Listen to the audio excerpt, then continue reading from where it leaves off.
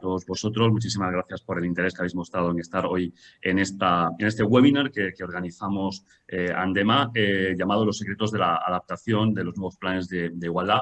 Un tema que, si bien no tiene ningún vínculo directo con la principal misión que tiene Andema, que es la defensa de los derechos de propiedad industrial, patentes, diseños, marcas, denominaciones de origen frente a distintas infracciones, y que los que sois miembros de Andema conocéis perfectamente que es nuestra misión, nuestro objeto social. Sin embargo, siempre nos gusta de vez en cuando traer a expertos en materias que son de directa influencia en el día a día de los abogados de las empresas de Andema y de las empresas en general, y por tanto hoy hemos dedicado, hace ya un par de meses nos reunimos Pablo y Rita para abordar la oportunidad de dedicar una sesión de Andema precisamente a la adaptación a estos planes de igualdad que han sido recientemente recogidos en los Reales Decretos 901/2020 y 902/2020.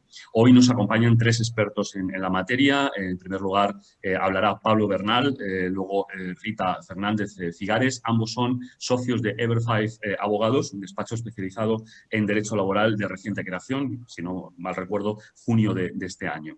Los 5 socios que constituyen la firma acreditan una dilatada trayectoria en asesoramiento a pequeña, mediana y gran empresa en algunos de los despachos más importantes del sector jurídico, como KPMG o DWF-RCD, y anteriormente en boutiques especializadas en derecho laboral como Cusan Abogados. Más adelante intervendrá también junto a ellos Román Merino, socio director de Rainforce Advisors Group, firma de asesoramiento en estrategia y soluciones de recursos humanos con acreditada experiencia en fusiones, adquisiciones o reestructuraciones de compañías. Antes de fundar Rainforce, Román ha sido director de recursos humanos en empresas muy relevantes que abarcan diversos sectores como Red Eléctrica, ONO, Eulen o Grupo Z. Antes de dar la palabra a Pablo, solamente me queda deciros que aquellos que no conozcáis a Andema, que sois, os habéis, digamos, ha llegado esta información, habéis decidido hoy apostar a dedicar la próxima hora a estar con nosotros, que si tenéis interés en conocer más sobre nosotros, sobre las actividades que hacemos, que visitéis nuestra página web www.andema.org, o que os pongáis directamente con nosotros para obtener más información sobre las distintas actividades que realizamos y que pueden ser beneficiosas para vuestras empresas. Y sin más, le doy la palabra a Pablo. Pablo, tienes la palabra. Muy bien, muchas gracias Andema en cualquier caso, y a todos los amigos y toda la gente que está participando en este coloquio, que bueno, vamos a esperar que sea fructífero. Yo no sé si estamos empezando ya a compartir, pero en cualquier caso la ponencia lo hemos llamado Secretos de la adaptación de empresas a los nuevos planes de igualdad, pero también podríamos haberlo llamado la importancia de la adaptación de las empresas a los nuevos planes de igualdad. Estamos viviendo unos tiempos donde se están modificando los parámetros clásicos de lo que es el derecho laboral y de las relaciones laborales. ¿Quién nos iba a decir a los laboralistas hace tiempo que conceptos dentro de nuestro mundo, como fueran la palabra ERTE, iba a ser de dominio público, iba a ser algo conocido por el conjunto del público? El teletrabajo y las importancias del teletrabajo y de la adaptación, las nuevas formas de laboralidad, los riders, etcétera, etcétera. Pues bien, estamos ahora ante una materia que va a ser parte intrínseca de las relaciones laborales y los planes de igualdad, que no son algo más que planes de igualdad entre personas de distintos sexos, sino que van a ser planes de igualdad para puestos de igual valor. Y esto vamos a ver cómo va a tener trascendencia. Esto nos lleva a una serie de reflexiones. La primera, ¿por qué hay 2 reales decretos y qué es un plan de igualdad? Curiosamente, hablando con responsables de recursos humanos y de relaciones laborales, y ante la aparición de los 2 reales decretos de 13 de octubre del año 2020, el 901 de planes de igualdad y el 902 de igualdad retributiva, no quedaba claro, o no queda claro incluso dentro de los expertos, de dónde empieza y dónde acaba uno. Bueno, la primera noticia que queda, vamos a ver, no son 2 reales decretos separados, no son compartimentos estancos. El segundo informa al primero en todo lo que el plan de igualdad tiene que tener respecto a la materia retributiva. ¿Qué es un plan de igualdad? ¿Cuál es el paquete del plan de igualdad? El plan de igualdad se va a realizar a través de dos grandes bloques, lo que sería el diagnóstico. Y el diagnóstico va a tener unas 150 informaciones respecto a selección, respecto a contratación, respecto a una serie de materias, entre las cuales la retribución es alguna de ellas. Y lo que nos informan ahora los reales decretos es cómo hay que hacer esa materia retributiva, que tiene que ser a través de una técnica muy definida que muchas veces no va a estar al alcance de los equipos de relaciones laborales o de los equipos de recursos humanos y que va a costar de una terminología, de una serie de parámetros que son complicados porque hay que hacer primero una evaluación de puestos, de la evaluación de puestos hay que hacer un registro salarial y del registro salarial en empresas de más de 50 trabajadores habrá que hacer una auditoría. Bien, esto es más o menos lo que se conforma el plan de igualdad que a través de esto que vamos a llamar una especie de foto fija de la compañía se detectarán desigualdades y se detectarán la necesidad de realizar correcciones. Y esto sería, digamos, el plan de acción, que también le llaman plan de igualdad, el plan de acción dentro de lo que es el conjunto de materias. Por lo tanto, el 902 informa al 901 respecto a lo que es la materia retributiva.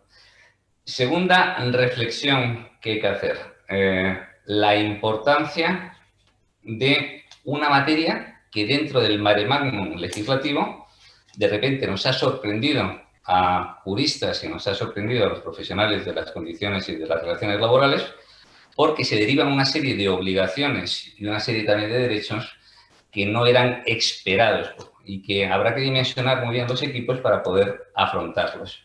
Y que nos va a llevar a un nuevo mundo, a ese nuevo mundo de las nuevas formas laborales, en donde la gente que empezamos a ejercer hace mucho tiempo recordamos las ordenanzas laborales y recordamos las descripciones funcionales de puestos y recordamos cómo había muchas demandas en su día diciendo, oye, mira, yo puedo llegar hasta hacer esto, pero mi descripción de puesto no me dice que tenga que hacer esto. Y además decían, oye, si yo quiero hacer una determinada función, me tienes que pagar más. Y había muchas demandas de mayor o de superior categoría, igual que había demandas de inferior categoría, donde reclamaban los trabajadores. Parece que en los últimos 30 años, y buscando la movilidad funcional, la posibilidad del empresario de destinar a un trabajador dentro del ámbito de los distintos servicios que puede hacer un trabajador, parecía que eso se iba ampliando. De hecho, desaparecen el concepto de categorías laborales, desaparecen, y nos vamos a un sistema de grupos. Pues bien, puede ocurrir, y habrá que ver la evolución de cómo van las cosas, que a través de estas reformas y por esta puerta de atrás, volvamos a un sistema en el que, una vez que tenemos que graduar grupos de puestos de igual valor, vuelvan a producirse reclamaciones por desigualdad salarial y no específicamente por igualdad entre hombres y mujeres, sino respecto al mismo puesto de trabajo. La última reflexión y la última conclusión: es absolutamente fundamental por parte de las empresas realizar de una manera correcta la graduación, porque de esa foto fija de la valoración de puestos va a salir un registro retributivo que va a agrupar puestos de trabajo de una determinada manera y depende de cómo se haga, puede ser que estemos propiciando, puede ser que estemos llegando a provocar reclamaciones de cantidad por realizar puestos o realizar servicios donde un compañero está cobrando más que el trabajador que reclama y donde tendrá que estar muy bien explicado de dónde viene esa desigualdad, tendrá que estar justificado a través, entre otros, de la auditoría y a través del trabajo que se haga por parte de la empresa. Última reflexión y ya acabo y le doy la palabra a mi compañera Rita, que es, estamos ante una materia que es compleja, una materia que es técnica, una materia que sorprende a los responsables de relaciones laborales y de recursos humanos porque entra en juego no solamente lo que es todo el tema de la negociación colectiva, que eso más o menos todo el mundo sabemos, pero también entra en juego una técnica de consultoría de recursos humanos que no siempre se llega. Y además esto importa una carga de trabajo que no estaba esperada y desde la experiencia de lo que nos está llegando es que muchísimas áreas de personas pues están desbordadas o bien por desconocimiento o bien por la propia carga de trabajo que pueden llegar a tener. Y bueno, estas son ideas, son flashes un poco para introducir lo que sería el debate y doy la palabra a María Rita. Rita lo que va a hacer es el tema procedimental. ¿Lo de María Rita? María Rita la llamamos con cariño. Y Rita lo que va a hacer es todo el tema procedimental que introduce la nueva norma, que es verdad que era una pata que faltaba a los antiguos decretos. Bueno, y sin más, te doy la palabra. Pues gracias, Pablo, por esta primera parte. Muchas gracias, Andema, también agradecimiento por la oportunidad de estar aquí con estas reflexiones que estamos haciendo de los planes de igualdad, de los 2 reales decretos publicados recientemente ahora en octubre. Y sin más, bueno, pues yo me voy a meter un poco en la parte más procedimental del Real Decreto 901 del año 2020, que es el regulador de los planes de igualdad.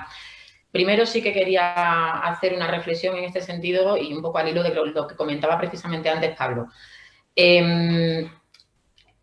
Han pasado absolutamente desapercibidos estos 2 planes de igualdad o estos 2 reales decretos que regulan materias de igualdad. Bajo mi punto de vista, han pasado totalmente desapercibidos. Yo creo que porque nos encontramos con un mare magnum de normativas, sobre todo en el ámbito laboral, entre ERTE, teletrabajo, muchísimas materias que se están produciendo como consecuencia también de la propia pandemia, del confinamiento y de la crisis sanitaria que estamos viviendo. Pero yo creo que se han producido la publicación de estos 2 planes, de estos 2 reales decretos, en un momento en el que, como decimos, hay muchísima legislación y han pasado muy desapercibidos, pero el impacto, de verdad, que ya comentaba Pablo, que va a tener en las organizaciones y en la manera de adaptarse a la nueva realidad, yo creo que va a ser ardua, complicada, compleja, y las empresas de verdad que se van a tener que armar de todos los medios necesarios para adaptarse, porque, insisto, es una obligación, ha venido para quedarse y, como vamos a ver, en buena parte de las definiciones del Real Decreto no importa el tamaño que tenga la empresa, no importa los puestos y funciones que tengan los trabajadores, sino que afecta a todos los trabajadores de las plantillas. Ya entrando un poco en materia, en la parte procedimental, el Real Decreto 901, pese a que ya estaba regulado con anterioridad esta obligación de implantar y negociar estos planes de igualdad, lo que viene es a hacer el desarrollo reglamentario de la ley, a clarificar cosas, cuestiones que no habían quedado nada claras todavía en esa ley y a introducir conceptos nuevos que se desarrollan. Como sabemos todos, y esto no se ha modificado, los planes de igualdad van a ser obligatorios para todas las empresas que cuenten con más de 50 trabajadores y va a ser voluntario para las empresas que tengan menos de 50 trabajadores. Esta imposición puede venir también, pese a no tener 50 trabajadores, por la vía del convenio colectivo. Puede haber convenios colectivos sectoriales o incluso convenios colectivos de empresas que, por cualquier motivo, impongan la implantación de un plan de igualdad en las empresas que impacten dentro de ese sector para negociar e implantar, como digo, ese plan de igualdad, aún no teniendo 50 trabajadores. Y puede ocurrir también que los propios inspectores de trabajo, por procedimientos sancionadores, puedan requerir a una empresa para implantar planes de igualdad, precisamente pues porque de una actuación inspectora hayan detectado desigualdades muy importantes en ámbitos muy concretos y que, aún no teniendo ese número de trabajadores mínimo de 50, pues que resuelva un inspector de trabajo la obligación para esa empresa de implantar un plan de igualdad. Hay una novedad que trae este Real Decreto y es que se clarifica qué ocurre con los grupos de empresas de carácter mercantil.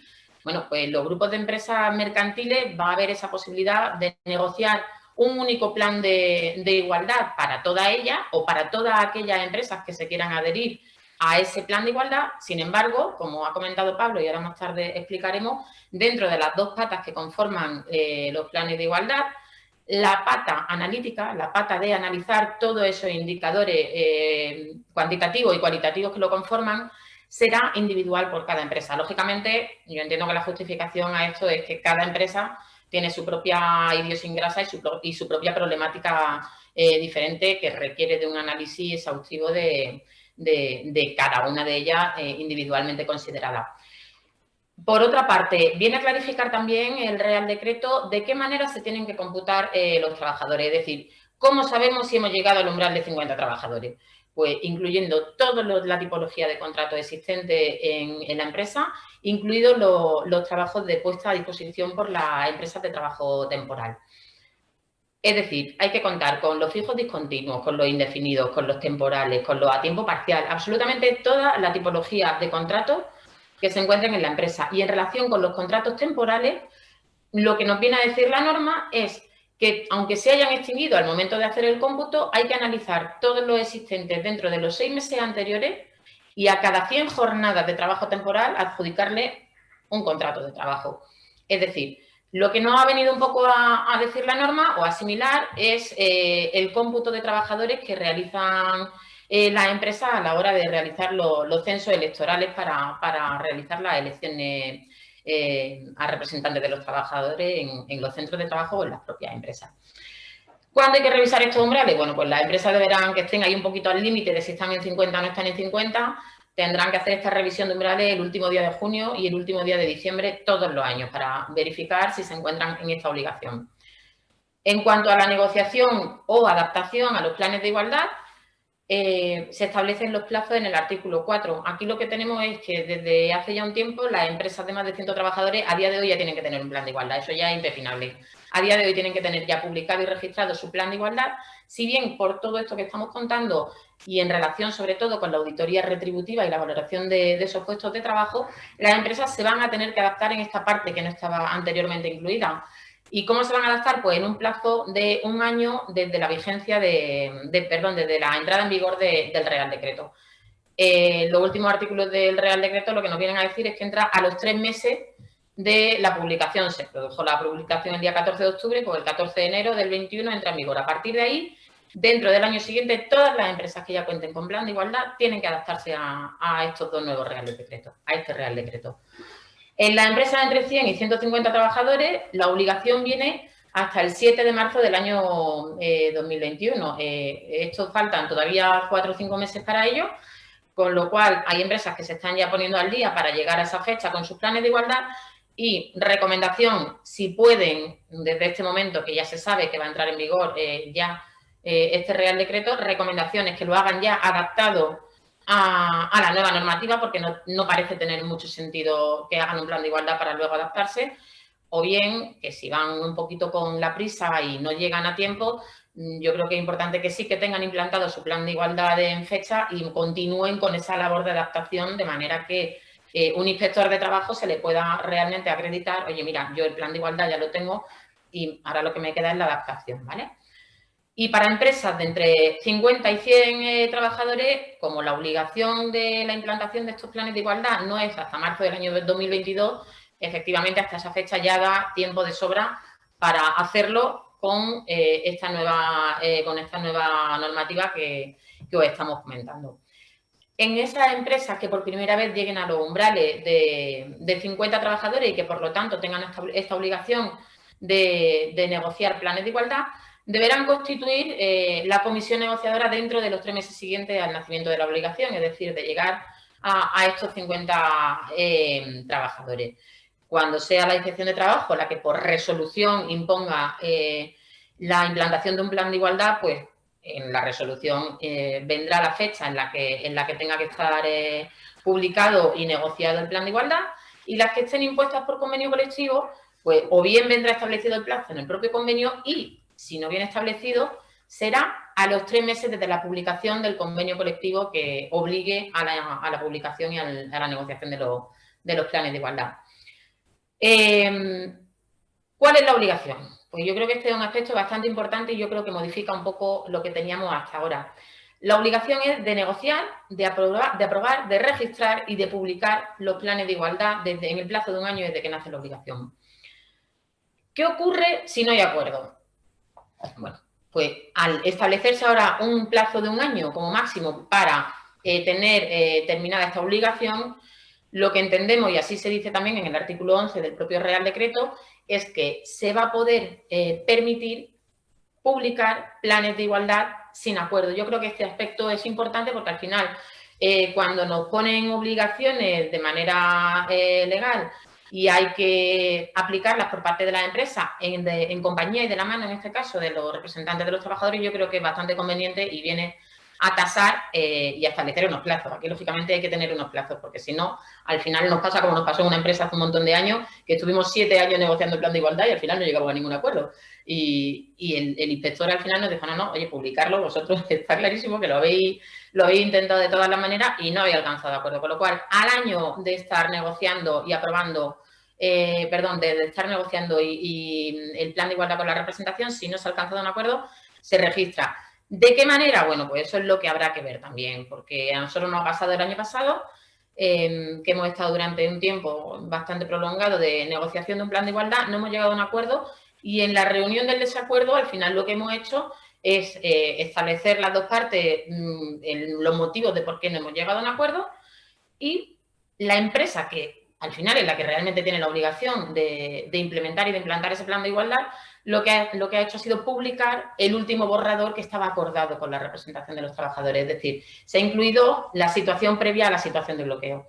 Y es la parte que se ha hecho de la manera que se ha hecho. Ahora es verdad que como ya se permite este registro sin el acuerdo, nos iremos a la pestañita del RegCon, que es el registro de convenios colectivos, que es donde se tendrán que publicar todos estos textos, y habrá una pestañita en la que se registrará y posteriormente se publicarán estos planes de igualdad, insistimos, con o sin acuerdo. La parte social, ¿cómo va a estar configurada? Aquí hay que destacar varios aspectos. Siempre, siempre, siempre va a ser proporcional a la representatividad que tengan los sindicatos en las empresas, en caso, lógicamente, de que cuenten con representación en los centros de trabajo. En el caso de empresas con un único centro de trabajo y que además este centro de trabajo esté dotado de o bien comité de empresa o bien delegados de personal, será este comité de empresa el encargado de negociar con la empresa. O bien las secciones sindicales en caso de que así lo acuerden y además sumen la mayoría de estos miembros del comité de empresa. En el caso de empresas con más de un centro de trabajo pero que todos tengan representación, pues será encargado el comité intercentro en el caso de estar previamente constituido y además esté dotado de la facultad de negociación. En el caso de que no exista comité intercentro, pues los encargados serán pues, los propios representantes de cada uno de los centros de trabajo. En los planes de igualdad de grupo de empresas nos tenemos que ir al artículo 87 del Estatuto de los Trabajadores y estarán negociados por los sindicatos más representativos a nivel estatal o autonómico o que representen al 10% en el ámbito geográfico al que se requieran. ¿Qué ocurre en los centros sin representación? Bueno, pues aquí ya es cuando se empieza a complicar un poco la cosa.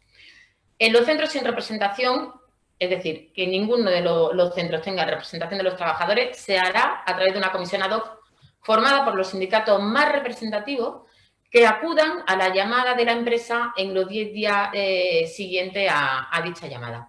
Se compondrá por 6 miembros como mucho por cada parte, porque hay que recordar que será una comisión paritaria conformada por el mismo número de miembros por cada una de las partes de los dos bancos, el empresarial y el social. Pero, y aquí, yo de verdad que esto es una duda que me ha surgido al revisar un poco el Real Decreto, es que no se explica qué ocurre si los sindicatos no acuden a la llamada de la empresa. Porque ahora se me ocurre recientemente en la negociación del OERTE, en los centros sin representación sí que venía establecido que había que llamar a los sindicatos, pero se regulaba qué ocurría si no venían los sindicatos. Decía que había que formar una comisión ad hoc de 3 miembros, lo que pasa que, como sabemos, bueno, estos reales decretos se han publicado solamente para esta situación de ERTE, con lo cual, lógicamente, no se aplica en este Real Decreto y habrá que hacer una consulta vinculante en su caso para ver qué ocurre en el caso de que los sindicatos, bien porque no quieran o bien porque no estén interesados, no acudan a esta llamada de la empresa para negociar los planes de igualdad. Por último, en centros con representación y sin representación, pues la comisión será mixta, compuesta por parte de la representación legal de los trabajadores de los centros que los tengan y de los sindicatos más representativos en los centros que no tengan representación, con un máximo de 13 miembros por cada parte. No está puesto en la presentación que estamos proyectando, pero ya lo digo yo. El Real Decreto lo que sí viene a decir, y con un guiño, lógicamente, a la propia materia de que se trata de los planes de igualdad, lo que establece es una prevalencia de igualdad en esta composición de las mesas, que a ser posible las mesas estén formadas de la mejor manera posible en representación a mitad hombre, mitad mujer. Lógicamente no es una obligación, porque además nos podemos encontrar con muy diversos sectores en los que haya una infrarrepresentación femenina o incluso masculina. Yo tengo empresas que del sector sanitario, que lógicamente el sector o la representación femenina es muchísimo más alta que la masculina, pero sí que te dice la norma que es importante, oye, pues predicar con el ejemplo, ¿no? Que las mesas de negociación estén compuestas por un número aproximado o igualitario de hombres y de mujeres. El contenido mínimo que tiene que tener estos planes de igualdad, pues como ha anticipado Pablo, el plan de igualdad es un todo que está compuesto por dos partes. La parte del diagnóstico de situación, o podemos llamar analítico, de todos estos identificadores que vamos a tener que valorar dentro de las empresas para detectar esas posibles deficiencias en materia de igualdad que pueda haber, y la parte del propio plan, es decir, ese plan de acción, qué vamos a hacer y cómo lo vamos a hacer para paliar, minimizar, quitar esas deficiencias que hemos encontrado en la foto fija que tenemos en cada una de las empresas. Estos identificadores tienen que tener un contenido mínimo que debe versar sobre selección, contratación, clasificación profesional, formación, promoción profesional, condiciones de trabajo, y en estas condiciones de trabajo entra ya muy en juego esta auditoría salarial de mujeres y hombres que está prevista en el Real Decreto 902 y tiene que contener en materia en relación con la conciliación de la vida familiar, flexibilización horaria, reducciones de jornada, etcétera, y un apartado muy concreto en cuanto a la infrarrepresentación femenina, independientemente de que exista o no exista en esa empresa la infrarrepresentación. Es decir, tiene que haber un apartado concreto en el que se hable de la infrarrepresentación femenina. Hablará también de la retribución y, como no, de la prevención del acoso sexual o por razón de sexo. ¿Qué quiere decir esto? Pues que si antes existían ciertas dudas o ciertas tendencias a tener los protocolos de acoso fuera o como una parte al margen de los planes de igualdad, yo creo que la norma lo que nos viene a decir es que, mira, ya que hacemos un plan de igualdad, que metamos también el protocolo ya dentro y que forme parte tanto en materia como también de la propia duración de la que ahora hablaremos dentro del plan de igualdad. En cuanto a las medidas, el plan de acción que se va a utilizar precisamente para paliar estas circunstancias tiene que tener un ámbito temporal, territorial y personal. Va a incluir el informe de diagnóstico, que como hemos dicho tiene que haber uno por cada empresa en los planes de grupo, y los resultados de esa auditoría retributiva y salarial del Real Decreto 902. Se tienen que definir los objetivos. Y además se tienen que indicar qué medidas concretas van a adoptar las empresas para la consecución de este objetivo de quitar las desigualdades. Y, por supuesto, en qué plazo se va a conseguir. Se tienen que identificar los medios que va a poner la empresa para realizar todo esto, qué recursos va a utilizar la empresa para todo esto, los calendarios de actuación y seguimiento de este plan de igualdad a lo largo de toda la vigencia que tenga, y además va a haber una evaluación y una revisión de esos planes. Te dice la norma, incluso te lo tasa en que al menos tiene que tener una revisión y seguimiento de 2 veces durante toda la vigencia del plan, es decir, una intermedia de la duración del plan y otra al final de la vigencia. Además, se tienen que fijar las medidas reactivas en función de los resultados que se obtengan. Y por último, y en relación con la vigencia y el registro y la entrada en vigor de este Real Decreto, tenemos que acudir a los artículos 9, 10 y 11. Nos tasan que no pueden tener una duración superior a 4 años. Van a ser revisables, como hemos dicho, por necesidades de adecuación del plan, porque pueden surgir muchas vicisitudes a lo largo de la vigencia del propio plan, como modificación sustancial de las plantillas que requieran que se revisen porque se haya quedado un poco obsoleto, o sea, un plan que se haya realizado para un número concreto o aproximado de trabajadores, porque cambien los sistemas retributivos u organizativos de las empresas, o porque se modifique el propio estatus jurídico, por ejemplo, porque haya una fusión, haya una escisión de la compañía, una reestructuración de algún tipo que requiera una revisión de ese plan, aún no habiendo llegado el momento de la finalización del mismo.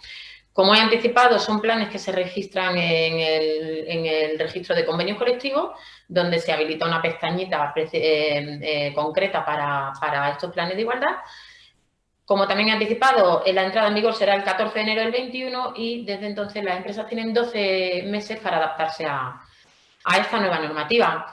Y como más o menos he venido a decir, este Real Decreto es muy procedimental y al final yo creo que va a ser un poco lo que tengamos que tener todos los asesores jurídicos, los abogados en materia de laboral y los propios directores de recursos humanos encima de la mesa pues para saber los plazos y de qué manera se constituye todo esto.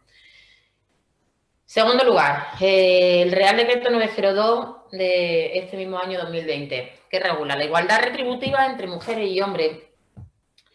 Bueno, este Real Decreto, como ha anticipado Pablo, para mí contiene una realidad, que es el fin último, que es alcanzar la igualdad retributiva entre mujeres y hombres, pero la realidad, como vamos a ver sobre todo con la exposición que va a hacer Román, es que es una valoración de puestos de trabajo, con lo cual, como es una valoración de todos los puestos de trabajo, la realidad es que se van a demostrar o se van a ver en muchísimas, o no, pero va a ser una realidad de foto fija de todo lo que ocurre en la empresa, no solamente entre puestos de trabajo y empleados del mismo o diferente sexo, sino del mismo sexo, que van a verificarse o a constatarse una serie de diferencias en materia de valoración de puestos de trabajo. Por lo tanto, yo creo que va a ser una materia que va a estar muy focalizada a todos los puestos de trabajo. ¿Qué nos dice este Real Decreto? Bueno, pues nos establece un principio básico que además es obligatorio, de transparencia, un principio de transparencia. Y nos dice este principio que tienen que tener todos los trabajadores la misma retribución por trabajo de igual valor. Y aquí es donde venía la reflexión de Pablo Bernal anterior, que nos viene a decir, oiga, aquí ya no estamos hablando de entre mujeres y hombres, aquí es que estamos hablando de que si dos puestos del mismo sexo, después de todos los indicadores, resulta que hay una diferencia porcentual superior a lo que hablaremos más adelante, aquí hay un problema.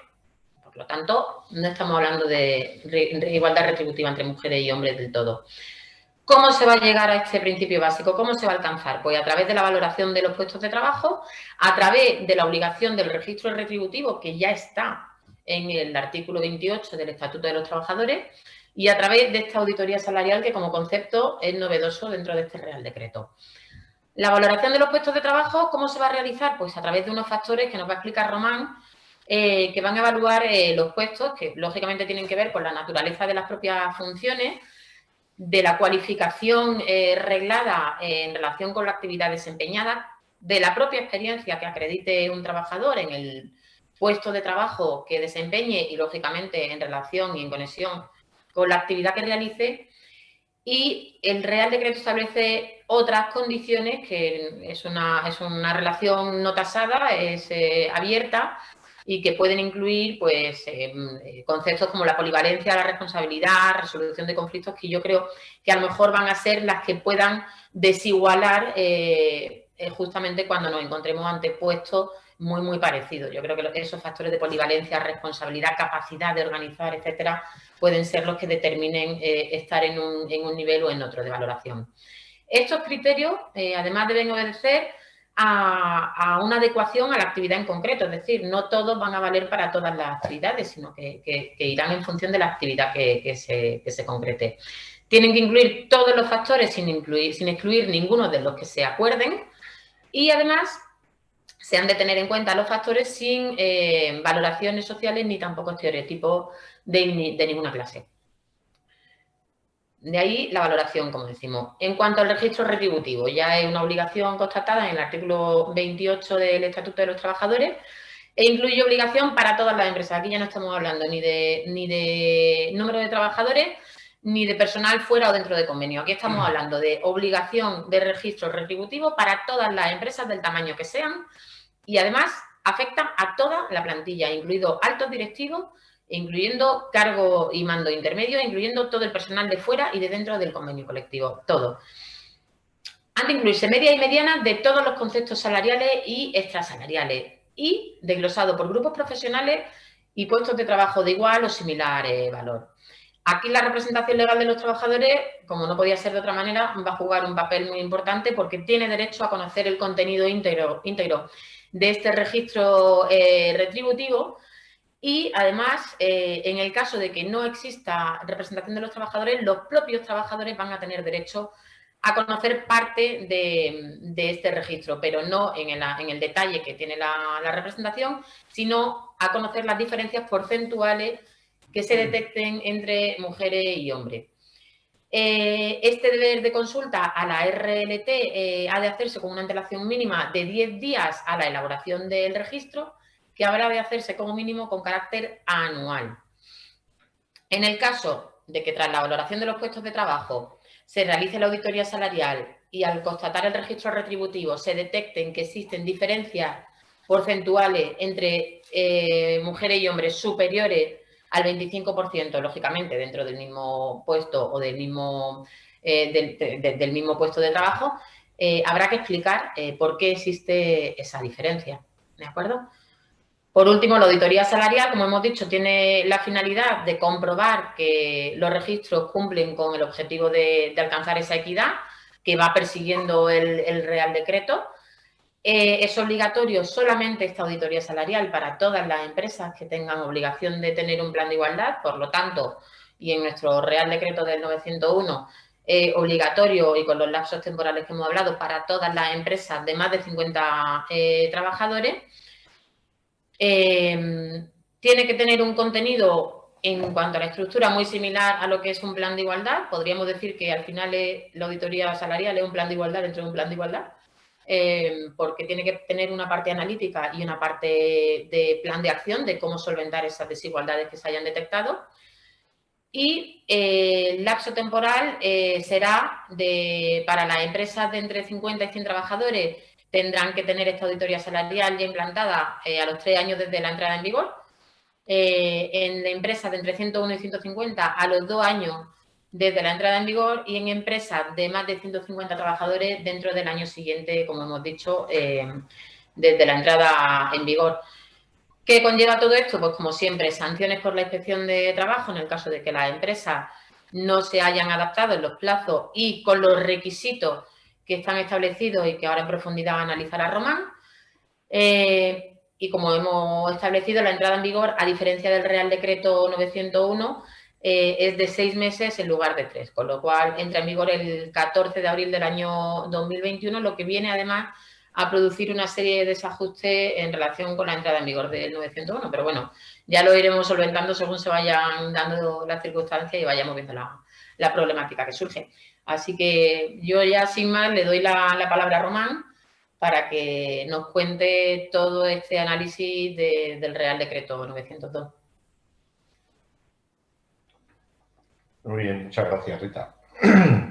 Y gracias a Andema y a todos vosotros por darnos la ocasión a Rainforce a contar nuestra visión de estos reales decretos. Va a ser una visión desde la perspectiva de recursos humanos, que es la que nosotros podemos aportar. Todos los profesionales de Rainforce hemos sido directivos de recursos humanos y nuestro enfoque está desde la perspectiva casi más práctica del problema, ¿no? Bueno, la verdad que lo que ha dicho Pablo una cosa que es verdad, estamos desde el punto de vista legislativo estamos ante una novedad, pero también desde el punto de vista de la gestión de personas estamos ante una revolución, porque si hay alguna política que hemos guardado siempre los profesionales de recursos humanos celosamente ha sido la política retributiva, ¿no? Incluso aquellas empresas que teníamos bandas salariales, todas esas cosas normalmente eran materia de gestión interna y eran poco compartidas, ¿no? Ahora el Real Decreto, estos Real Decretos nos meten por la senda de la transparencia, no ha hecho más que empezar, mi opinión es que no ha hecho más que empezar y yo creo que nos tenemos que ir acostumbrando y tenemos que empezar a ir gestionando esa transparencia, ¿no? Claro, la realidad de lo que está pasando en las empresas en materia retributiva es otra, ¿no? Nos estamos encontrando que muchas veces una amplia mayoría de la muestra de la población laboral de las empresas, pues su retribución obedece a unas circunstancias históricas y que muchas de ellas no guardan relación con su nivel de responsabilidad, ¿no?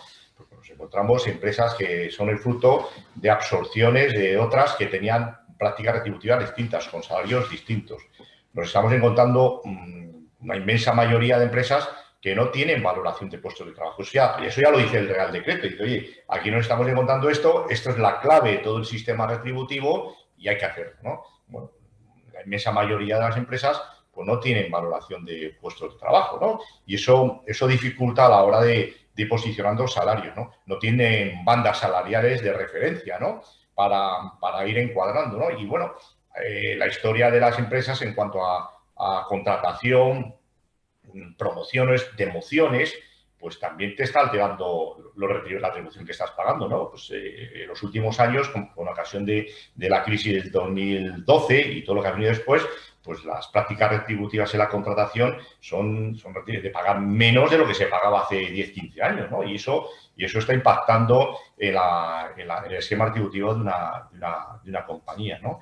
En definitiva, como veis, hay un montón, y vosotros que sois muchos de los que estáis conectados, profesionales de la función, pues efectivamente veis la complejidad que va a tener ahora luego esto, ponerlo en un papel y demostrar que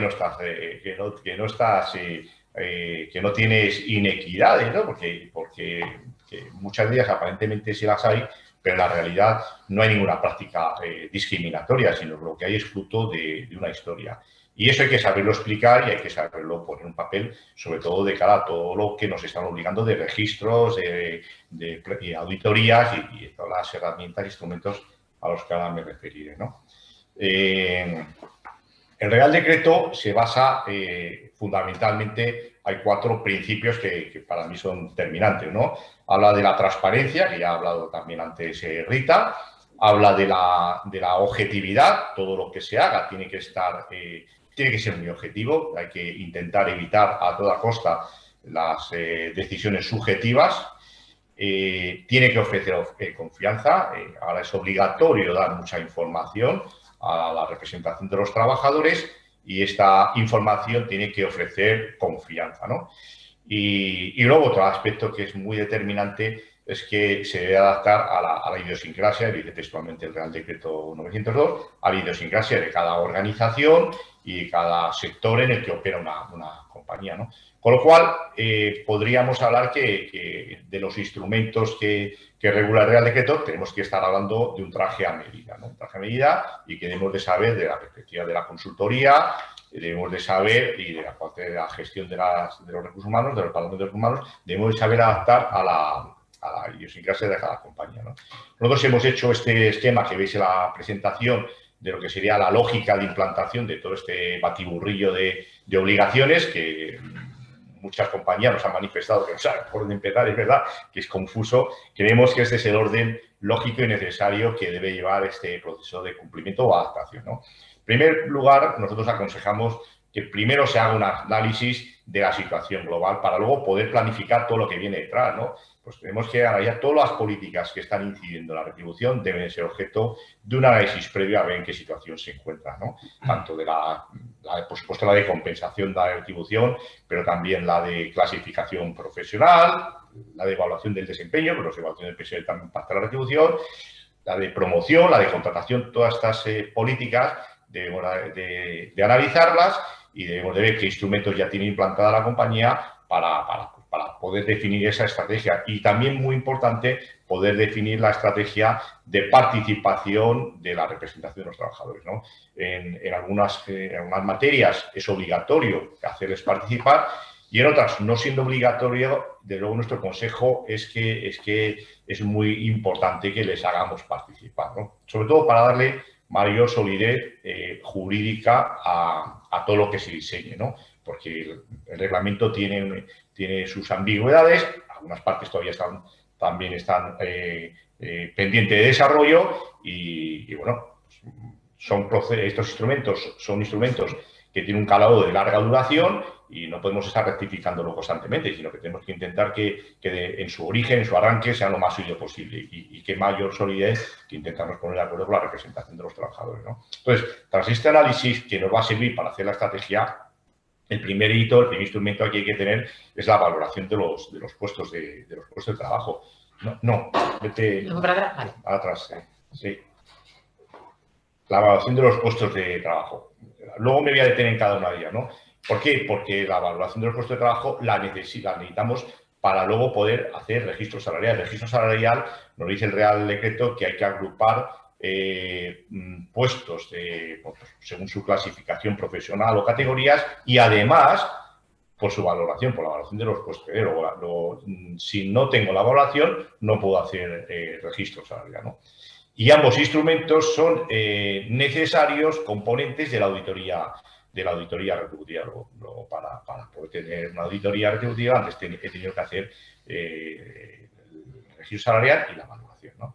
Y todo esto, como ha dicho Rita, pues forma parte del diagnóstico de igualdad, que a su vez forma parte del plan de igualdad. Nuestra opinión, además, es que creemos que la auditoría retributiva es la parte del plan de igualdad que se refiere a la materia retributiva. Es que si no, vamos a hacer una duplicidad, ¿no? La auditoría es un diagnóstico y es un plan de acción, lo que es lo mismo que el plan de igualdad para otras materias, ¿no? Pues sería absurdo que luego en el diagnóstico del plan de igualdad hiciésemos otro diagnóstico en materia retributiva y de ahí pudiese salir otro plan de acción distinto al de la auditoría, ¿no? Entendemos que bien lo ha dicho Rita, que es una auditoría, es un plan dentro de un plan, pero que mi opinión es que debe ser el plan de igualdad referido a materia retributiva. Además, así simplifica mucho el trabajo, ¿no? Respecto pasamos ya a la evaluación de puestos de trabajo, el Real Decreto viene a aclarar, y ahí es loable lo que mete, viene a aclarar qué conceptos o qué factores debemos de tener en cuenta para valorar un puesto de trabajo, ¿no? Entonces, te habla de, bueno, lógicamente, por supuesto, las funciones que se desempeñan en un puesto, todo el conjunto de actividades, te habla de la cualificación reglada, de toda la formación que le exiges tú al puesto, de la formación no reglada o otro tipo de formación, como base de idiomas, en fin, todo el tipo de formación que exiges y experiencia, ¿no? Y luego introduce una serie de componentes que lo llama factores de desempeño, que ahí habla de un tema muy importante, sobre todo para los que nos dedicamos a recursos humanos, que es todo el tema de competencia, ¿no? Y qué competencias se requieren a un puesto. Es muy importante no confundir con valoración de puestos con valoración de personas. Aquí estamos hablando de valoración de puestos, de los requisitos que tú le pides a un puesto, ¿no? Si tú a un puesto te estás pidiendo que tenga unas ciertas competencias de organización, de gestión de personas, le estás exigiendo una responsabilidad, todo eso debe ser parte de los factores que integran la valoración de puesto de trabajo, ¿no? Y el Real Decreto pues, te marca unas pautas de lo que tiene que tener esta valoración. Tiene que ser una valoración objetiva, tiene que tener esos factores, esos criterios que utilicemos han de ser adecuados a la actividad que desempeña el puesto.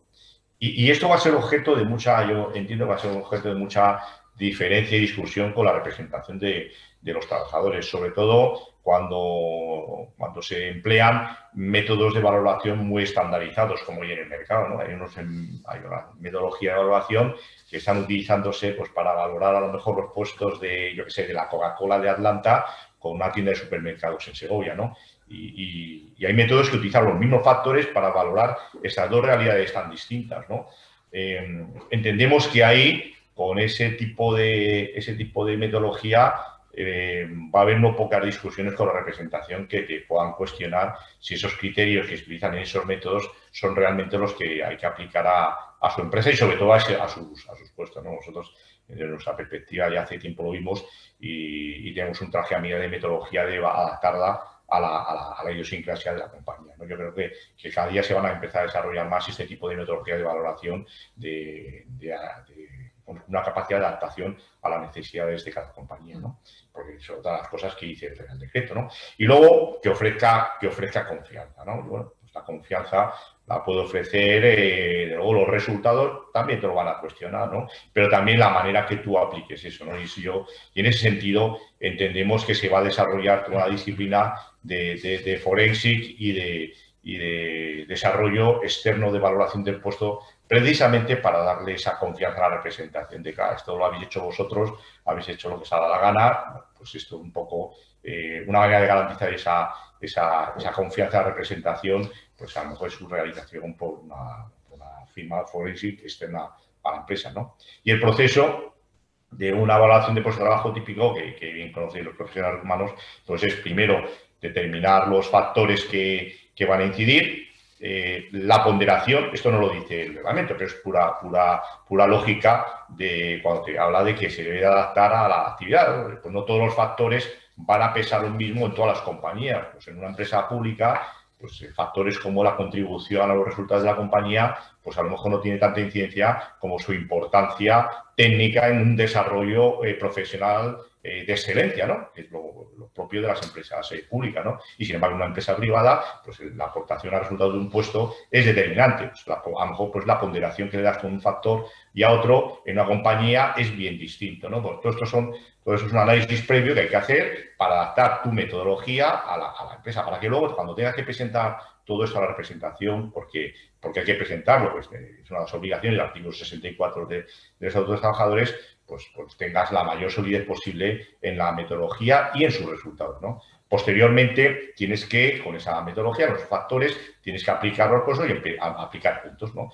Y eso lo dice textualmente el reglamento, que el resultado de la valoración es una puntuación de todos los puestos. Casi tienes que hacer un ranking de puestos por su puntuación, ¿no?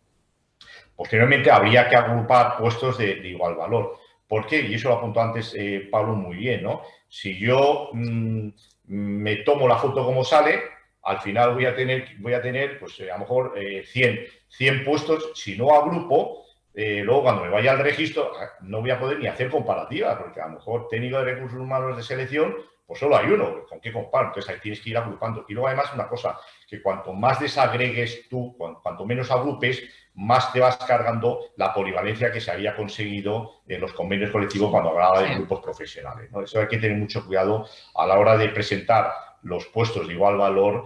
Tengamos en cuenta que como desagregamos mucho, podemos estar metiéndonos una carga de profundidad a la movilidad luego interna, ¿no? Porque, oye, tú tienes, imaginemos que valoramos de manera distinta a un técnico de selección que a un técnico de formación y lo presentamos así. Pues, y resulta que el salario promedio de uno sale 50 y el otro sale 40.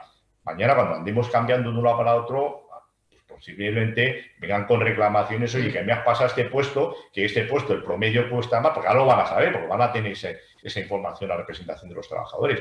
Pues que puede dar lugar a no pocas discusiones y a mucha reticencia de las compañías a tener que andar moviendo, ¿no? Entonces, la agrupación es necesaria para no cargarte la movilidad, ¿no? Y luego, esto, como no lo dice la ley, es un tema más de nuestra cosecha, que esto lo suyo es que fuese todo soportado en una cobertura de forense, ¿no? Casi de validación externa, pues para dar confianza, bueno, no solamente a la representación de los trabajadores, sino a la inspección de trabajo o incluso ante conflictos judiciales que se puedan plantear, ¿no? En el registro salarial, el registro salarial en nuestro esquema tiene un input, ¿no? Que es los datos retributivos del año natural, que es lo que dice el reglamento, y luego la valoración de los puestos de trabajo, ¿no?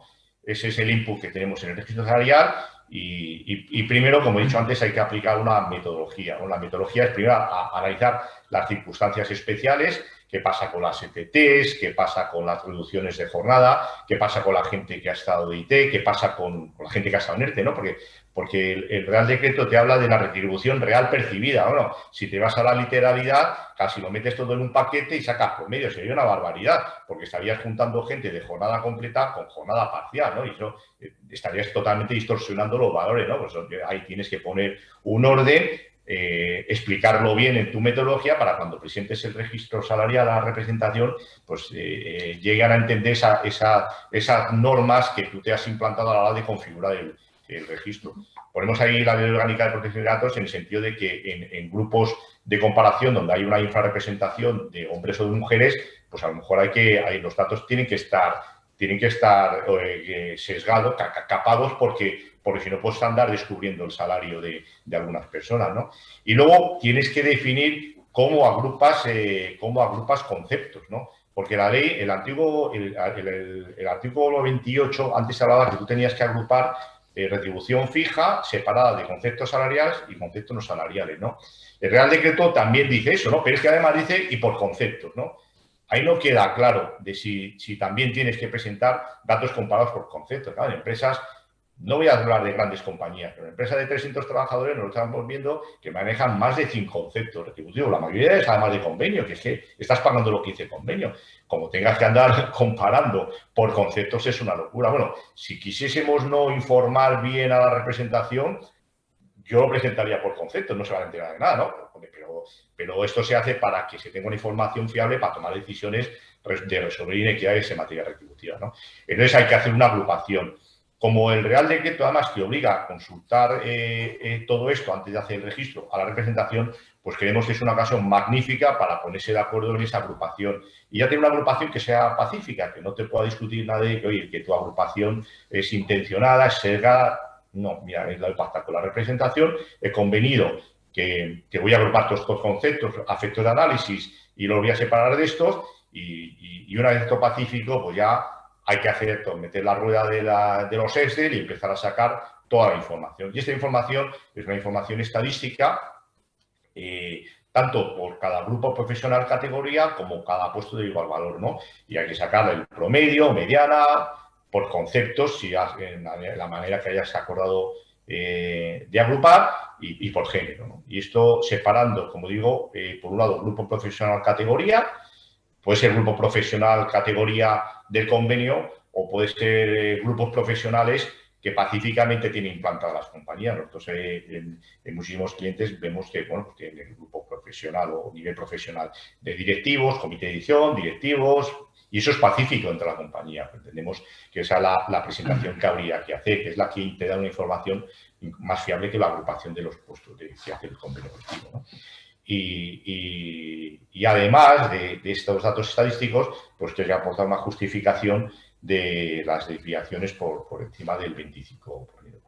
Esto en muchos de los casos se convierte en una auténtica labor de investigación, ¿no? Porque claro, tienes que explicar, como he dicho antes, lo que ha pasado durante la historia de 30 años, ¿no? Es que la diferenciación es que nosotros estamos desde mi experiencia como director de más de 20 años y lo que llevo de consultoría, que vamos a visitar más de 100 empresas, no he visto nunca prácticas intencionadas de discriminación por razón de género, ¿no? Lo que he visto es una historia de retribución que te produce una diferenciación que puede ser por género o no.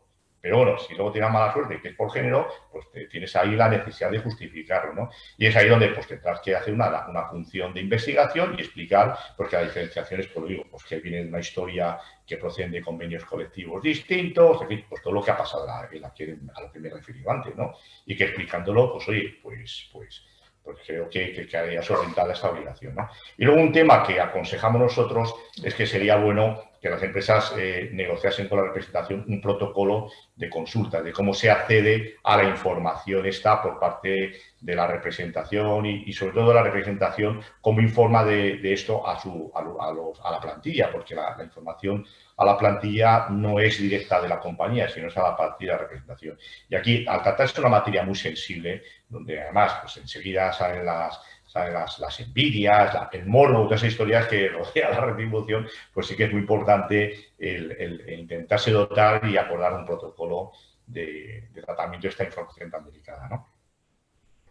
Y luego está la auditoría retributiva. La auditoría retributiva que, bueno, es importante primero decir que falta un desarrollo por parte del Ministerio del contenido de la auditoría, ¿no? Igual que me olvidé decir antes, igual que en la valoración de puestos de trabajo, el Instituto de la Mujer de las mujeres, cada vez de las mujeres, ¿no?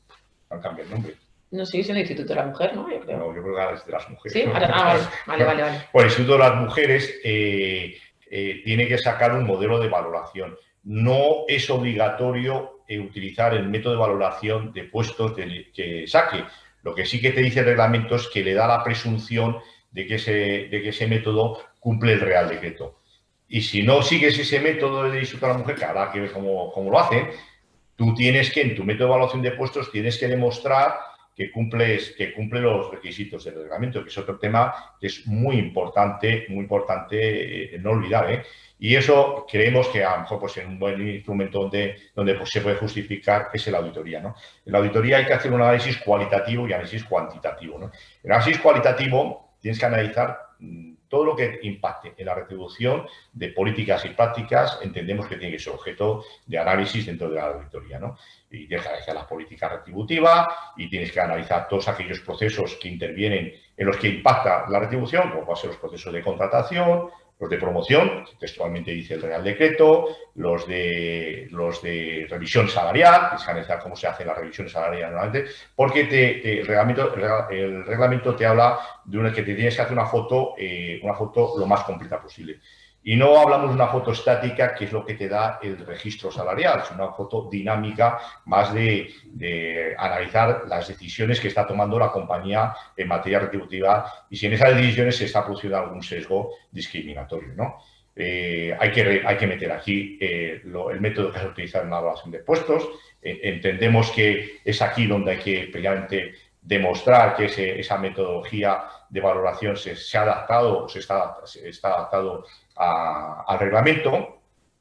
Y también hay que analizar los mecanismos y recoger los mecanismos, si los hay, de control que aplica la compañía para que en la aplicación de la política reductiva no se produzcan sesgos, ¿no? La política reductiva, muchas compañías en su ejecución la tienen delegada, ¿no? En los mandos, en los directivos, ¿no? Es importante que las compañías tengan esos mecanismos de control para evitar sesgos, ¿no? Y eso es otro tema que debería ser objeto de análisis dentro de la auditoría, ¿no? Y de la parte más cuantitativa, pues está fundamentalmente los registros y también, bueno, pues si la compañía tiene bandas salariales, pues también debería estar objeto de análisis de esas bandas salariales para ver un poco en el sentido de cómo están funcionando, todo desde la perspectiva siempre digo, de la perspectiva de género, ¿eh? La auditoría, estamos hablando de auditoría enfocada a la diferenciación por razón de género, no es una auditoría de si está pagando, no es una auditoría de si hay equidad o está aplicando equidad o inequidad interna o externa, no es eso, es aquí desde la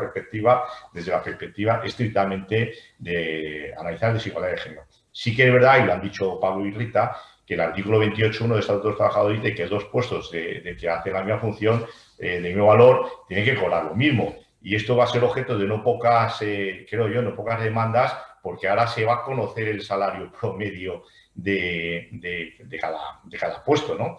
Es verdad que tiene que llegarse a entender y tiene que explicarse muy bien, oye, que una cosa es el salario medio y que luego otra cosa que todos saben que todo puesto tiene unos rangos de una banda retributiva y que en función de la mayor o menor experiencia del ocupante tú vas subiendo en esa política retributiva, ¿no? Creemos que esta explicación es buena recogerla para explicar, porque es imposible, materialmente es imposible que 2 personas haciendo la misma función cobren exactamente lo mismo, porque cada uno arrastra una diferencia de experiencia o incluso en las distintas revisiones, las cuales se considera el desempeño, pues también se van produciendo diferencias en la retribución. Esto entendemos que la auditoría puede ser un buen instrumento para explicar todo esto, sobre todo para cubrirnos de esas posibles reclamaciones en cuanto a incumplimiento del 28.1, ¿no? Y luego también habla del reglamento, curiosamente habla y otros factores desencadenantes que puedan estar produciendo diferenciación o discriminación retributiva, ¿no? Y te habla de las medidas o las decisiones discrecionales de la empresa en materia en materia de gestión, pues cuando pides tu disponibilidad o movilidad en ciertos puestos, ¿no? Que se analice todo eso y ver si eso está impactando de manera negativa en la retribución, ¿no? Y con todo este análisis, pues es necesario hacer unas conclusiones de fortalezas y debilidades y oportunidades que hay en esta materia, ¿no? Para finalmente hacer un plan de acción. Un plan de acción que viene tasado y regulado en el reglamento y que, bueno, su estructura es prácticamente muy parecida, si no igual, a la del plan de igualdad, ¿no? Por eso decimos que entendemos que todo este instrumento que llaman auditoría retributiva es el diagnóstico y plan de igualdad, porque forma además parte del mismo, ¿no? ¿Vale? Entonces, bueno, yo entonces ya termino aquí. Muy bien. Bueno, pues vamos. Yo creo que nos estamos saliendo bastante de hora, ¿eh? Yo creo que hemos controlado bastante mal el tiempo. Hemos controlado, bueno, lo que pasa es que es arduo y bueno, pues se puede ver lo arduo, lo técnico que es y un poco la sorpresa que nos ha llevado. Esto lo vamos a pasar porque estamos mal de tiempo, pero vamos, la idea que nos tenemos que quedar es que la ley lo que te está diciendo es que hay que negociar los planes de igualdad. no solamente hay que negociar los planes de igualdad, sino en el artículo 6 del Real Decreto 901, lo que te están diciendo es que hay que negociar la elaboración y la confección del propio informe diagnóstico, que, como hemos dicho, se nutre de la valoración, que, como hemos dicho, se nutre del registro, ¿no? Y además esto se incardina dentro de que también está previsto en el artículo 64 no tanto lo que es el concepto de negociación, sino de consulta o de información. Bien, ¿cómo se viste esto? Ya no esto, digamos, en la slide esta no contiene en muchos de sus casos, de sus puntos, de sus bullets, un deber de negociación, pero sí una, digamos, voluntad de negociación o que sería recomendable hacerlo, sobre todo temas metodológicos, sobre todo factores y perfiles y aceptaciones de situaciones para realizar esa foto fija, porque si no, de verdad, la experiencia te dice que de un plan de igualdad vas a estar durante los 3 o 4 meses poniéndote primero de acuerdo o en lo que sería en la metodología.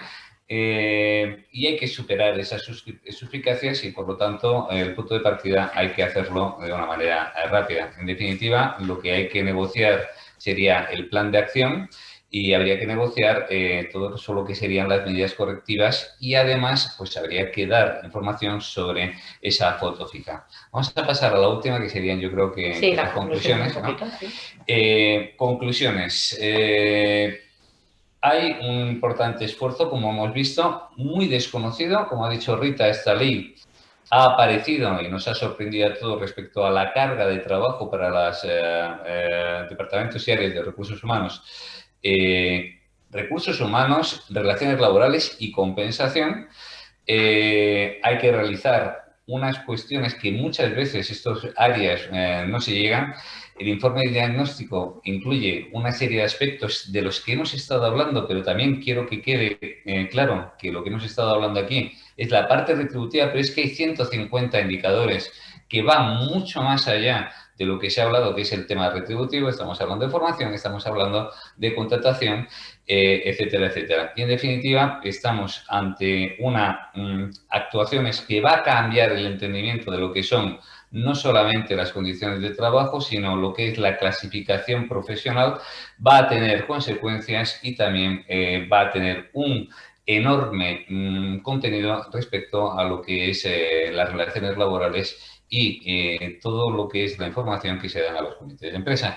Y bueno, pues perdonad la hora, porque yo creo que nos hemos salido y estamos a vuestra disposición.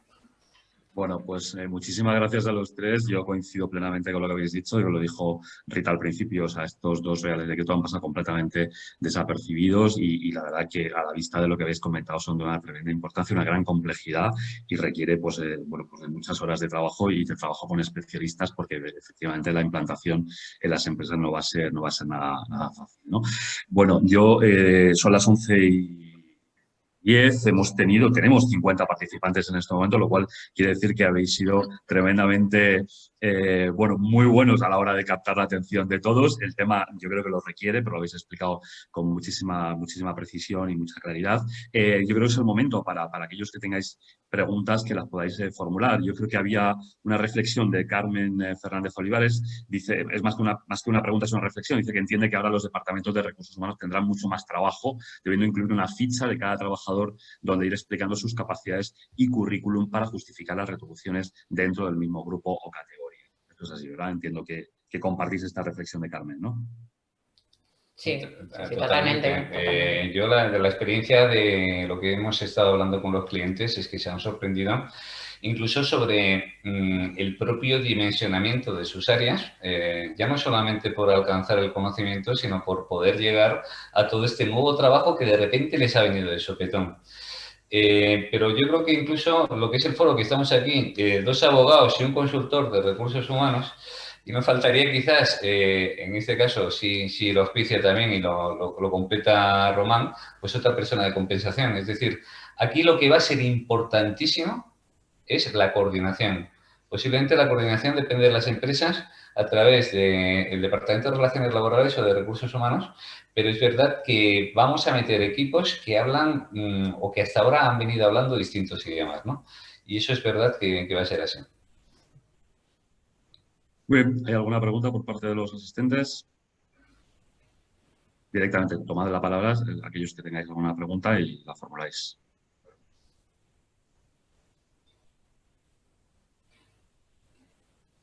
¿Está todo claro?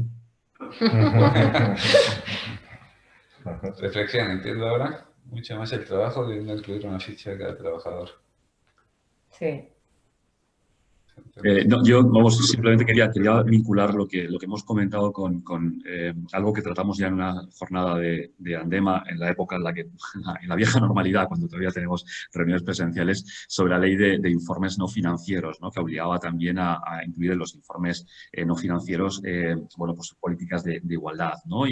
Bueno, y ser muy transparentes en cuanto a publicar digamos, diferencias en cuanto a los resultados, a las retribuciones, y había que explicar el porqué, ¿no? Y en aquel momento comentamos que podía ser, claro que esto se publica, obviamente, podía ser objeto digamos, de que ciertas empresas pudieran ser muy atacadas por parte de los medios de comunicación, porque obviamente esto se va a publicar y entonces, bueno, daba lugar mucho a comparación, ¿no? Si la empresa tal está pagando un 30% por encima, o sea, está desajustada un 30%. ¿Creéis que algo de esto puede pasar aún más con la publicación de estos dos reales decretos, o cabe esperar, digamos, que haya efectivamente una convergencia en cuanto a las políticas de igualdad, de redistribución en el corto plazo? Hombre, esto es una materia que entiendo yo que está protegida por el deber de confidencialidad a la que están suscritos todos los representantes de los trabajadores, ¿no? Porque esta información sacada fuera de la compañía puede ser extremadamente complicada. Claro, fijaros, vamos a tener que dar retribución media por puestos o niveles, lo que sea, pero es que te dice hasta de la alta dirección, Sí. claro. Eso, primero, internamente puede generar bueno, pues El morbo. sentimientos El morbo de que cobra el no lado, vamos sí, a sí. ocultarlo, así somos el género humano, ¿no? Pero es que de puertas para afuera y pasar información muy valioso para incluso poderle quitar profesionales a la competencia, porque a lo mejor te oye el salario promedio sobre todo en perfiles así más complejos de encontrar en el mercado, ¿no? Pues vámonos aquí que el salario promedio, pues hay que decir que sí es verdad, pues hablábamos antes de definir un protocolo, tener un protocolo con representantes donde también se les ayuda a ellos a entender lo que pueden hacer y no pueden hacer, porque además esas cosas se hacen de modo inconsciente, ¿no? Sí. Muy importante tener esto. De todas maneras, lógicamente viene en el artículo 64 en cuanto al deber de confidencialidad de los representantes de los trabajadores, pero expresamente en el Real Decreto se viene a establecer esta obligación y se les viene a recordar a los representantes de los trabajadores que, oye, que es una materia muy delicada, es una materia interna de la empresa, que se le abre la puerta porque es importante que ellos valoren todas estas cuestiones junto con la empresa, pero que, ojo, que no nos olvidemos de que esa materia no puede salir no solamente y lógicamente de la empresa, sino de la mesa de negociación. Sí, yo también quiero hacer una reflexión ya, más allá del conocimiento que tengan los representantes, es ver en qué problema nos metemos nosotros mismos a la hora de realizar bien el trabajo que hay que realizar. Y yo creo que hay un elemento que es absolutamente clave, que es la agrupación. Porque, digamos, en este informe de diagnóstico, que vamos a entender como una foto pixelada, donde hay muchos puestos de trabajo, la agrupación, tanto en la valoración de puestos como luego, sobre todo en el registro, van a ser las cajitas en donde los trabajadores se van a ir comparando. Y depende del foco que abramos o que cerremos, vamos a encontrarnos problemas. Por lo tanto, yo creo que hay que hacerlo de una manera muy técnica, muy científica, muy conociendo lo que es el contenido de la empresa y muy preveyendo lo que podrían ser esas suspicacias, esas envidias y esas posibles reclamaciones, porque tenemos el riesgo de hacerlo mal, de cargarnos a la movilidad funcional. Bueno, tanto Carmen Fernández como Rocío Corral os felicita por las diferentes exposiciones. ¿Hay alguna otra pregunta por parte del público? Veo a Teresa Jarago que hace una pregunta sobre la necesidad de la participación de la PRL dentro de los planes de igualdad. Yo también quería hacer una pregunta. Adelante. Lo único, Teresa, si puedes formularla hablada, hablándolo para entender un poquito más allá de lo que cuestiona. Hola, ¿me escuchan? Soy María José. Sí, adelante. Soy María José Prieto. Quería preguntar, bueno, Rita lo sabe porque estamos negociando el convenio. Claro, al trabajar en una empresa donde hay un convenio en el sector, pero la empresa tiene otro convenio diferente, creo yo que ahí va a haber también problema de agresividad entre empresas del mismo sector cuando una empresa tiene un convenio diferente al sector. En el caso, a ver, lo explico mejor, en el sector audiovisual. Hay un convenio del sector audiovisual y nosotros en nuestra empresa tenemos un convenio diferente al sector audiovisual. Ahí también va a haber una agresión frente a otras empresas que tienen el sector audiovisual, si publicamos unos datos que realmente nosotros estamos en beneficio frente a otras empresas. Creo que allí hay una línea roja con la Ley de Protección de Datos en este plan de igualdad. Me parece que... Lo que pasa es que no podemos...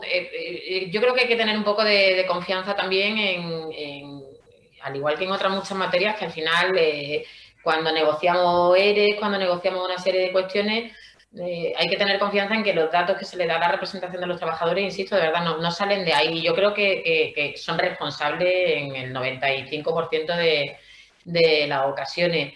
Con lo cual, yo creo que no debería haber ese tipo de problemática, no debería haber ese tipo de filtraciones y, lógicamente, si se produce, pues habrá que tomar las medidas oportunas. En relación con empresas que pertenezcan al sector, pero tengan su propio convenio colectivo de empresa, bueno, al final tendrán que regirse por lo que establezca su convenio de empresa en relación con lo que se establezca en materia de planes de igualdad, pero lógicamente si no se establece nada, entiendo yo que sí que hay que estar a lo que diga el sector, lógicamente.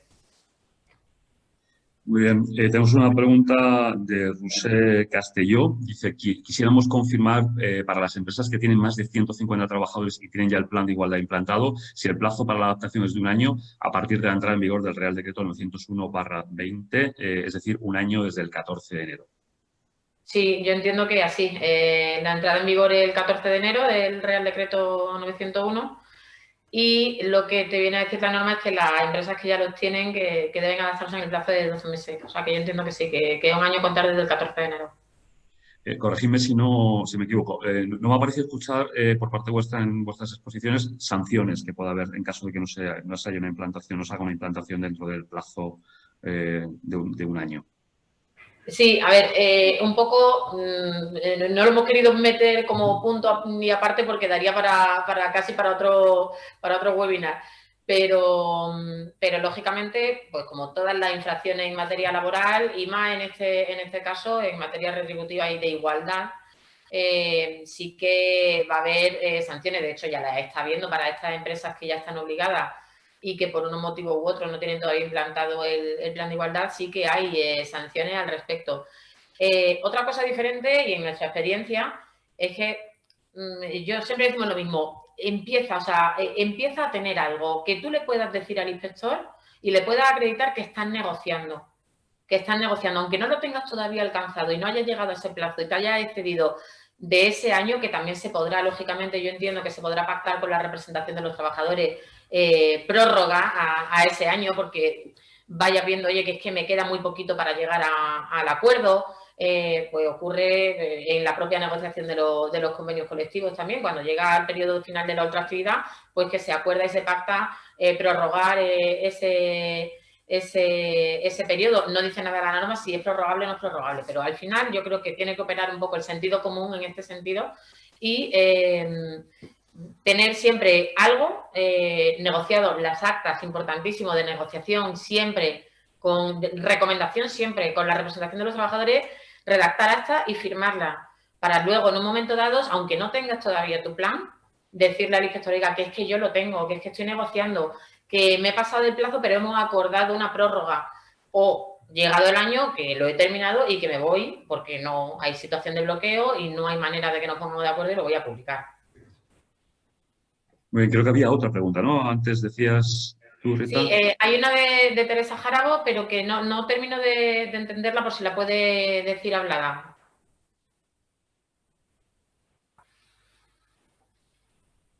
Mientras tanto, Rocío Herrera dice si quería preguntar si el registro de salarios es público, si se publica y se puede consultar como el plan que te publica en el REDCON. Son las conclusiones. El registro de convenios, ¿no? Pero el registro de salarios, o sea... El registro como tal no sé, pero lo que no se va a publicar son los registros de salario de las personas. Sí las conclusiones agrupadas, o sea, al final serán bandas salariales, pero lo que es los datos personales no se van a publicar. No, yo no sé si la pregunta va más referida quizá a que si es público como la publicación en el RESCOM, que el registro no, el registro es empresarial. El registro lo único que tiene que hacerse anualmente, el registro salarial. Está en el artículo 28. Y lo único que es público para la RLT, como hemos dicho, que sí que tiene derecho a conocer todos los datos, y semipúblico para las empresas que no tengan representación de los trabajadores, que a lo que están obligadas es a dar esas diferencias porcentuales en los salarios. Yo entiendo que, a ver, esa información es para el comité de empresa, para la representación. Sí. Cuando no hay representación, la empresa lo único que tiene que informar es del porcentaje de diferenciación entre hombres y mujeres en el grupo o nivel de esa persona, ¿no? Entiendo yo que la información que tienen que dar los representantes a los trabajadores cuando se lo pidan es ese porcentaje. No van a tener derecho los trabajadores a más información. No, claro. Entonces yo creo que la plantilla como mucho va a tener acceso a ese porcentaje de desviación, no al salario promedio y la mediana. Exacto. En el grupo de directivos, ¿no? La representación sí tiene derecho a tener acceso al registro. Luego, Juan Riquelme, que nos ha mandado una pregunta por mail, no sé dónde la has mandado, a mí no me ha llegado nada, Juan. El Real Decreto 901/2020 establece un plazo de un año para adaptarse a la nueva normativa de los planes. El 902/2020 establece un plazo de 6 meses para cumplir las obligaciones que establece en materia de evaluación de puestos y registros retributivos. Me gustaría conocer la opinión de Pablo y de Rita sobre si debe entenderse que el 14 de abril de 2020 las empresas deben tener evaluados todos sus puestos y publicado el registro retributivo. Yo entiendo que es 2021, ¿no? 2021. 2021. Vamos a ver, efectivamente las dos normas es muy curioso porque contienen un plazo de entrada en vigor distinto, ¿no? Uno es de 3 meses, el plan de igualdad, y el plan de igualdad se supone que es el todo, ¿no? Pero sin embargo, toda la materia que disciplina el registro retributivo es de 6 meses, con lo cual no solamente ya porque tenga 6 meses de entrada en vigencia y sean 3 más que el anterior, sino porque además está pendiente de que se desarrolle una metodología, ¿no? Es como si el legislador se hubiera dado un plazo mayor para hacer sus deberes, con perdón, respecto a los deberes que se impone particularmente a la compañía, ¿no? Hay una confusión. Yo creo que esta situación, lo que nosotros estamos de alguna manera indicando es vamos a empezar a trabajar con las pistas que nos da la propia normativa. Vamos a adaptarnos a lo que entendemos que van a ser los sistemas de medición, de evaluación, de graduación y de puntuación y vamos a hacer el traje completo de esta manera. En todo caso, el registro retributivo, en todo caso, es una obligación del artículo 28 que ya estaba impuesta desde hace ya tiempo. Es decir, todas las empresas el registro salarial lo tienen que tener ya, no entra el 14 de abril, o sea, está ya en el Estatuto de los Trabajadores. Con lo cual, esa obligación es anual y ya existe. No, lo que puedes dentro de ese registro no tener es la comparativa entre puestos de igual valor. Claro, que eso vendrá con la adaptación. Hasta que no valores, tú no puedes... pero el resto sí, efectivamente, ya lo obligado. Y lógicamente, además, y por aclararlo otra vez, el registro, en todo caso, no es algo que se publique como el propio plan de igualdad en el RESCOM. El registro retributivo es, como hemos dicho, una cuestión interna de la empresa para los representantes de los trabajadores y, en su caso, las diferencias porcentuales a los trabajadores en caso de no existir representante de los trabajadores. Y luego, dentro también la paradoja, tanto empresas que estén dentro de, o sea, que ya tengan que tener su plan y no lo tienen, como empresas que se tengan que adaptar, es que también lo que te dice la ley es que tienes un año para llegar a un acuerdo, tienes un año para negociarlo, ¿no? Con lo cual ya no es tanto la fecha límite del 14 de abril de 2020 para tener todo hecho. O sea, el registro 21, ya lo tenías que tener, del 2021, ¿no? Sino que a partir de que empieces a negociar, pues lógicamente pues tendrás un año para llegar a ello. Muy bien, son las 11:25. Creo que el tema ha dado bastante de sí, ha generado un tremendo interés. De hecho, seguimos conectados casi 45 personas. Seguramente va a haber muchas preguntas una vez que, digamos, que volvamos apaguemos, digamos, el webinar. Nos van a surgir muchas preguntas. Yo digamos, os propongo que si tenéis alguna pregunta, o bien no la dirijáis a Andema, o bien la dirigéis directamente a Pablo, a Román o a María Rita. Gracias. Con María Rita, no puede ser. Gracias a los tres por vuestra generosidad a la hora de compartir con nosotros estos conocimientos y estos criterios que verdaderamente son tremendamente importantes su conocimiento, porque se nos imponen ya a las empresas. Gracias por vuestra disponibilidad y gracias a todos aquellos que nos habéis seguido y insisto en lo que os comentaba antes, si no conocíais Andema y tenéis interés, entrad a nuestra página web o poneros en contacto. Nada, gracias a todos y buen fin de semana. ¿De acuerdo? Muchas gracias a todos, José. Un abrazo fuerte y muchas gracias a todos los que nos habéis seguido. Cualquier consulta, como ha dicho José, pues nada, pues o a través de ellos, si sois conocidos nuestros, pues también nos la podéis dirigir a nosotros y nada más. Muchas gracias a todos.